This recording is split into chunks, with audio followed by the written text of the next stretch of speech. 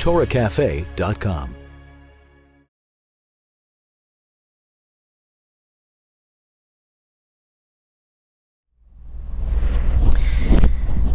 So tonight we're going to briefly discuss an age-old question, not only in Judaism, but something that's been pondered by philosophers since the beginning of time. We have an apparent paradox between two axioms in Judaism. Number one, God is omnipotent. If God is omnipotent, He knows the future. He knows what we're going to do tomorrow, what's going to be tomorrow. Nothing that God doesn't know. On the other hand, we have the axiom of free choice. Human beings possess free choice, true free choice, that we can really choose to do right or wrong, and it's up to us. So how can those coexist? It's a philosophical quandary. Everybody see the paradox? So free will is essential to Judaism. One of the 13 principles of faith is that God rewards good and punishes evil. If deeds are predetermined, how could one be accountable for the things that they did wrong? Or rewarded, for that matter, for the things that they did right? If everything's predetermined, if God knows the future, so freedom of choice is a reality, and a person can really choose something entirely of their own volition, then God's foreknowledge seemingly is not absolute. Because if I can choose something completely on my own volition, something that has nothing to do with any other influence, and God didn't know what I was going to choose, then that limits God. If God did know what I was going to choose, then maybe that limits my free will.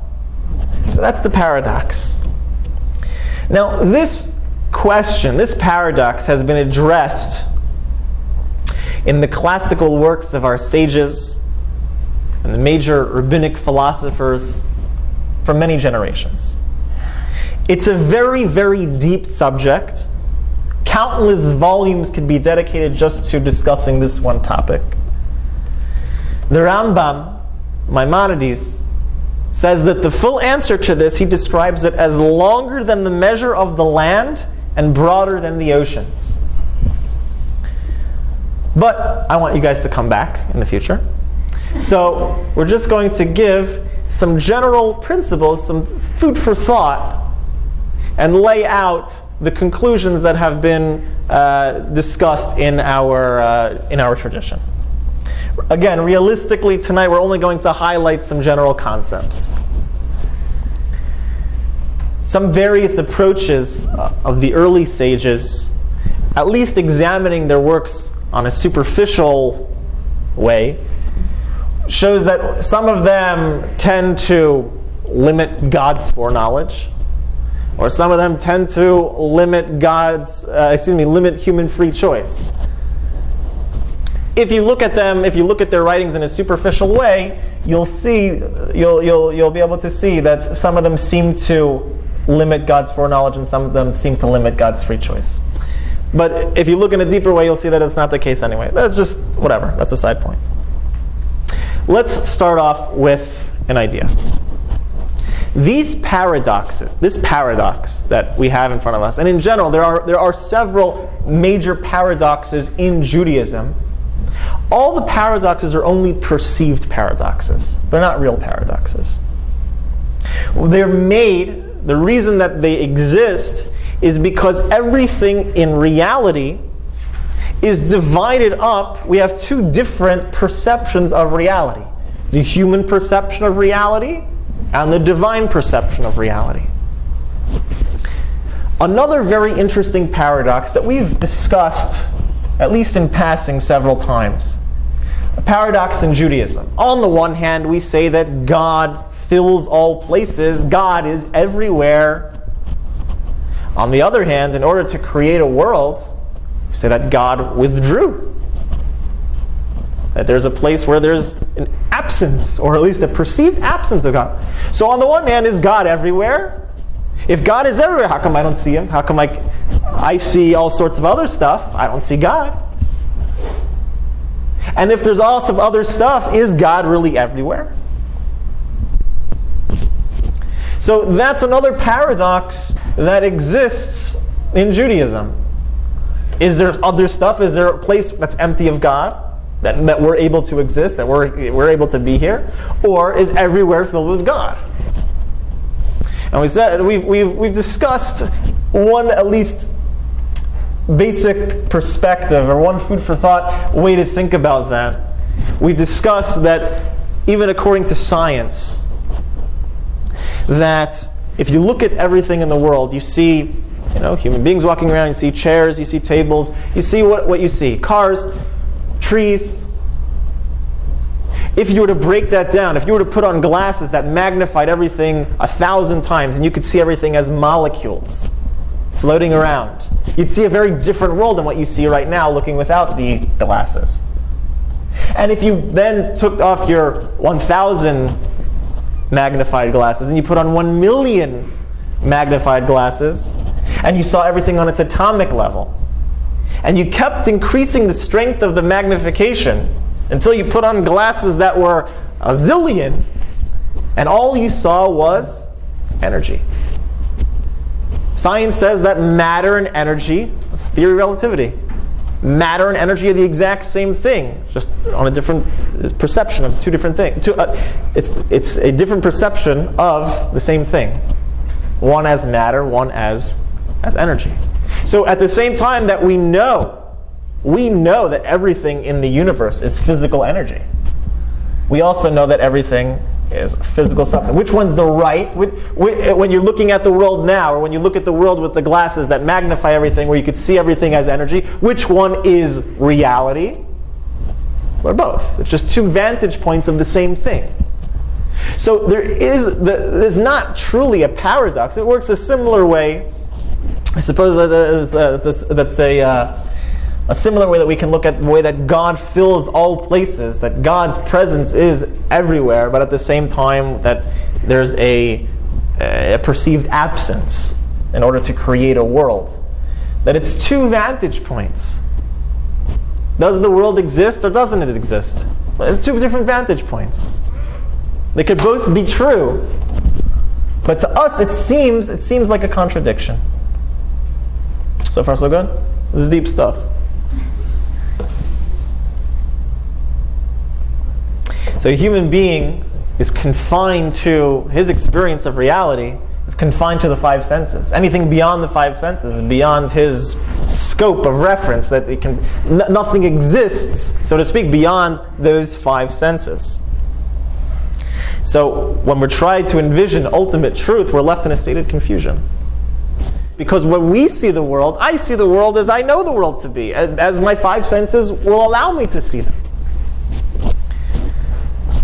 So when it comes to the debate or the paradox of free choice versus divine foreknowledge, a similar thing is true. That the paradox isn't truly a paradox, it's more of a perception thing. First things first, the way that the Rambam says. He attacks the whole idea of knowledge. When it says God knows the future, the idea of God's knowledge. It says that all these terms that we use to describe God really aren't reflective of God himself. We describe God as kind, or angry, or compassionate, or knowledgeable. When we talk about all those things, those aren't traits that are inherent in God. Those are our perception of the way that God is dealing with us. That doesn't affect God. It's not God in his essence. That doesn't make him, he is not angry like we get angry, or kind like we're kind. The way in which God expresses himself to the world based on our perception of what we know of kindness or what we know of anger, we perceive God as acting in that way towards us. But that doesn't affect his being. So the same thing applies with God's knowledge. What do we know about God's knowledge? So the fact that human knowledge, knowing what tomorrow is going to bring, might be a contradiction between our free will, who knows what divine knowledge is?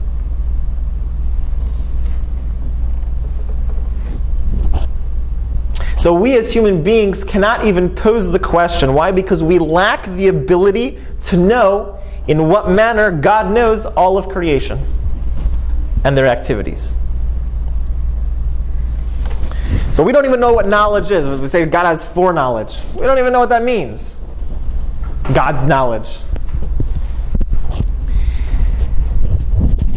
In a more conclusive manner, let's discuss the Rebbe summarized in several letters many of the opinions that have been developed and concluded by the classical sages. So we're going to discuss two ways of approaching this paradox through the writings of the Rebbe. Sound good? Okay. Number one, foreknowledge, the fact that God knows what's going to be tomorrow, is not a problem at all. Why is it not a problem? Just the fact that God knows what's going to be tomorrow, how does that affect your free will? The only thing that could affect is compulsion, if God took your hand and forced you to do something. But just His knowledge of what's going to be tomorrow doesn't affect your free will in choosing to do it. For example, let's take it on a very human level. If a prophet or a clairvoyant, a psychic, looks in their crystal ball or whatever and knows exactly what you're going to do tomorrow, they keep it to themselves or whatever, does that affect your free will to do it tomorrow? The fact that they know that you're going to do it? No. They know what choice you're going to make tomorrow. That doesn't affect your free choice. They have knowledge of what your free choice what your free choice is tomorrow. If tomorrow's newspaper shows up today at your house, they throw in the Sun Sentinel around and, oh my gosh, this is tomorrow's newspaper. How'd that happen? So all the stories that you read about who did what and who said this, that doesn't affect their free will tomorrow to do it. You just know about it. So the first thing is that it's not a paradox at all. Compulsion, if they were forced, if God took their hand and did, or took their mouth and did with their mouth, but just knowing what's going to be tomorrow, there's no contradiction. Knowledge doesn't affect your free will. The second approach is really similar to the first, but it's taking it a little bit deeper. And it's something that it's difficult for the human mind to grasp their heads around because we're so confined to this thing called time. The paradox between God's foreknowledge, knowing what's going to be tomorrow, and our free will, can only be questioned in a time-bound world. Our sages teach that the concept of time is something that's part and parcel with creation. It's something that God created at the time of creation. It's not something that is an intrinsic and absolute reality. It's very hard for us to think about because we're so used to everything being in time. But time is a creation. In the past 100 years, it's become more understood that time is simply a dimension of matter. Just like you have the measure of length, the measure of width, and the measure of height, so too you have the fourth dimension, the measure of time, the measure of change, which is time. Time is the measure of change. This is how it is examined and looked upon in physics. The theory of relativity shows that time is relative and not absolute. So the facts indicate that time, like everything else in creation, is a constriction, a limitation, a veil, a concealment, and not a necessity and an absolute as was once thought. In fact, time is an illusion. Rav Dessler, famous sage from this past century, the 20th century, says like this: when a person is born, he's placed under the concealment of time. After his passing, the concealment of time is removed.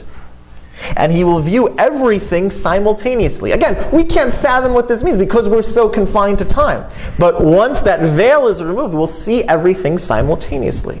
He will see that time is a veil, since everything was really one reality appearing all together. So in reality, time does not exist. Everything is existing all at once. Again, to wrap our minds around this is what's interesting is Dr. Raymond Moody was a very famous book called Life After Life, where he speaks to people and interviews people who had near-death experiences. Many of them report in their experience, their near-death experience, that they felt the experience of what it's like to be beyond time, to be beyond the confines of time. Interesting.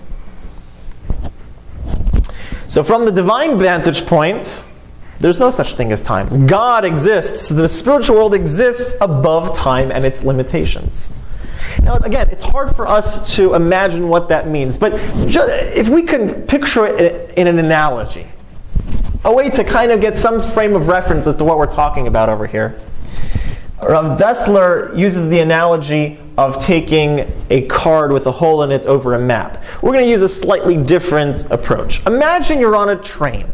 You're on a train that has 10 stops. Okay, so picture a long line, and there's stop A, stop B, stop C, stop D, and you are the passenger on the train. You enter on, stop A, and you get to stop B, and the train stops, and you go to stop C, and then you go to stop D, and so forth until your final destination, stop G, which is the end of the track. So, for you, as a passenger, going on the train, as a person moving with the train, everything seems to you as a sequence. There's stop A, there's stop B, and there's all the time of going to stop A and B. Now imagine an onlooker from a helicopter, from a high mountain, who can see all the track all at once. So from that vantage point, from the vantage point above, everything exists simultaneously. What you perceive as the passenger, as a past, present, and future, I'm in A, and then we're going to end up in B, and then we're going to further end up in C, all the way to G. I, on top of the mountain, who I'm looking down, can see everything all at once. I see all the stops, everything existing simultaneously. Now again, this doesn't clarify the concept of being beyond time and the vantage point of the divine vantage point, looking from above to below, and our vantage point, but at least it gives some semblance of an idea of what we're talking about. So the onlooker from above is able to see everything in a single sweeping glance, whereas the passenger perceives it as a progression, as a sequence.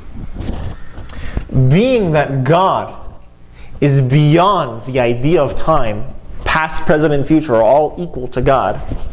Just like knowledge of a certain event that happened in your past, me knowing something that happened in your past doesn't affect your free will in doing it, so too by God, knowing the future is the same thing as knowing the past. It all exists simultaneously to Him. It doesn't affect our free choice. This is what's been deemed by the Jewish mystics, God, who exists past, present, and future all as one, as being involved in what's called the eternal present. There is no past, present, and future. It is just one eternal present. And so knowing the past of a person, for us, just like me knowing what you did yesterday doesn't affect your free choice in doing it, for God the same thing applies to the future, because by God there is no past, present, and future. That's a veil that's put on us from our vantage point. We'll close with our weekly meditation. Weekly meditation is actually a point that the Rebbe brings in his explanations, his insights into Pirkei Avos, the ethics of our fathers. He says when a person will reflect on the fact that God gives the individual free choice so that he can fulfill the commandment of choose life, he will no doubt carry out the commandment with love, devotion, above and beyond what is required. So guys, let's make the right choices this week.